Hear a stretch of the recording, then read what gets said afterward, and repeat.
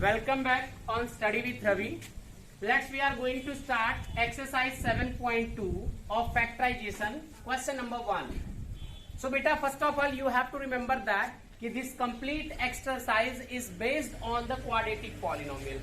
अब quadratic polynomial होता क्या है? तो a polynomial in the form of ax square plus bx plus c is known as quadratic polynomial. एक ऐसा polynomial जो ax square plus bx plus c के फॉर्म में हो उसको कहते हैं क्वाड्रेटिक पॉलिनोमियल. अब एक्चुअली ये है क्या, ये पॉलिनोमियल, ये कॉन्सेप्ट समझिए.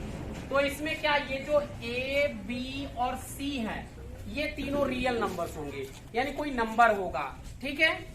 और बात करें वेरिएबल की तो बस इसमें आपको ये याद रखना है कि पहला टर्म जो होगा वो किसी वेरिएबल का स्क्वायर होगा और दूसरे टर्म में वही सेम वेरिएबल होगा लेकिन उसकी पावर 1 होगी और लास्ट टर्म कांस्टेंट टर्म होगा.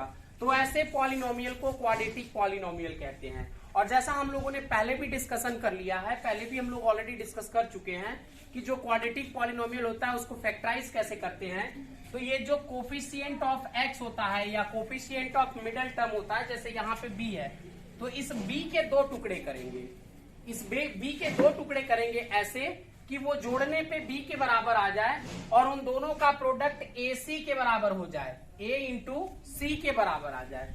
फॉर एग्जाम्पल आते हैं क्वेश्चन पे. जैसे हमारा पहला क्वेश्चन है एक्सरसाइज 7.2 का क्वेश्चन नंबर 1 का a क्या है, x square minus 20x plus 36. तो जैसा मैंने बताया था पहले वेरिएबल x है जिसकी पावर 2 है, फिर बाद में वही वेरिएबल x है लेकिन उसकी पावर 1 है और लास्ट वाला टर्म जो है वो 36 है यानी कांस्टेंट टर्म है. तो अब क्या करेंगे, यहाँ पे हम इस 20 के दो टुकड़े करेंगे, 20 को स्प्लिट आउट करेंगे दो पार्ट्स में सच दैट कि वो जोड़ने पर 20 आ जाए और मल्टीप्लाई करने पे ये 36 है और कोफिशिएंट ऑफ एक्स स्क्वायर कुछ नहीं है मींस 1 है, यानी 1 इंटू 36 यानी प्रोडक्ट आना चाहिए 36. 20 के जो हम दो टुकड़े करेंगे उनका सम आना चाहिए 20 और प्रोडक्ट आना चाहिए 36. तो देखिए एकदम इजीली कैसे करेंगे इसको ये समझिए. तो इसको करने का एकदम आसान तरीका है कि सबसे पहले आप एक्स स्क्वायर लिख दीजिए, फिर प्लस और माइनस का जो भी साइन है वो साइन लिख दीजिए और ऐसे आप ब्रैकेट लगा के छोड़ दीजिए और बाद में इसका वेरिएबल जो भी है वो वेरिएबल लिख दीजिए. जैसे यहाँ पे x था तो मैंने x लिख दिया और लास्ट टर्म लिख दीजिए 36. फिर सोचिए कि 20 के ऐसे कौन से टुकड़े हो सकते हैं कि जोड़ने पर 20 आ जाए और मल्टीप्लाई करने पे 36.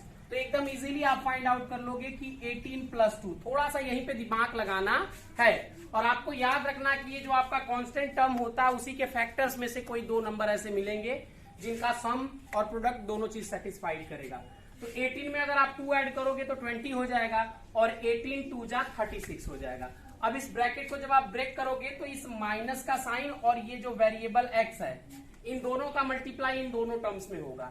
तो ये हो जाएगा माइनस 18x माइनस 2x और लास्ट वाला टर्म प्लस 36. अब जैसे ही चार टर्म होंगे तो हम क्या करेंगे, स्टार्टिंग के दो टर्म में कॉमन लेंगे और लास्ट के दो टर्म में कॉमन लेंगे. याद रखिए एक्स स्क्वायर और 18x में क्या कॉमन है बेटा, तो x कॉमन है. हमने x कॉमन लिया, एक्स स्क्वायर में से x गया बचा x और माइनस 18x में से x चला गया तो क्या बचा माइनस 18. उसी तरह से यहाँ पे माइनस 2 जब कॉमन लेंगे तो माइनस माइनस ये प्लस हो जाएगा यानी 2x में से x बचा जो वो पॉजिटिव होगा और यहाँ माइनस प्लस माइनस यानी 36 में से माइनस 18 बचेगा. अब हमारे दो टर्म बचे, इन दोनों टर्म में x माइनस 18 और x माइनस 18 कॉमन है तो हमने x माइनस 18 कॉमन ले लिया. पहले टर्म में बच गया x और दूसरे टर्म में बच गया minus 2. So these are the two factors of the first question.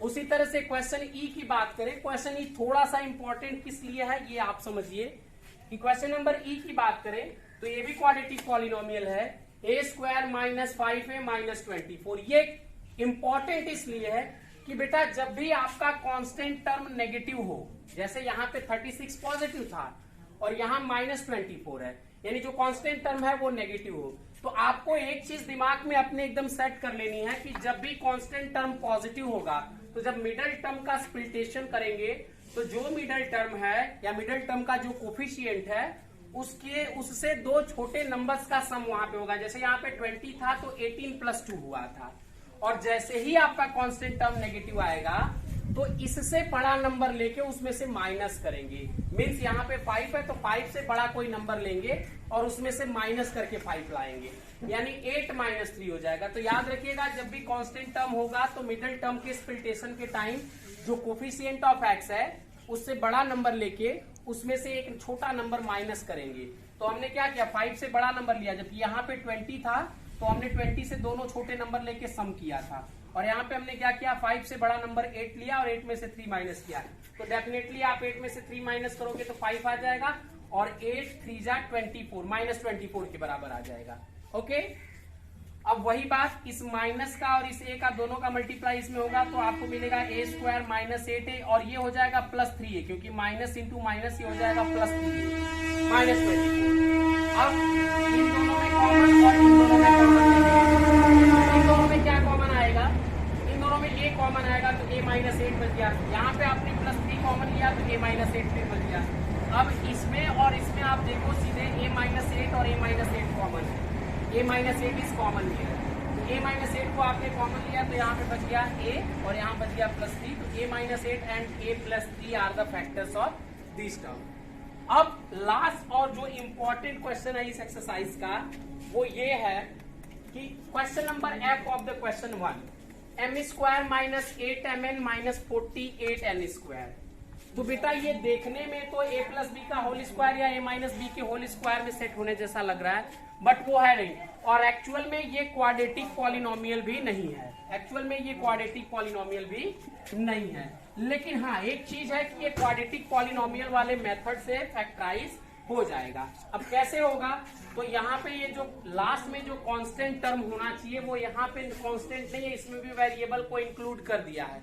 तो उस वेरिएबल को हम भूल जाएंगे, उस वेरिएबल को हम अवॉइड करते हुए जो क्वाड्रेटिक पॉलिनोमियल का जो मेथड है उसी से इसको सॉल्व करेंगे।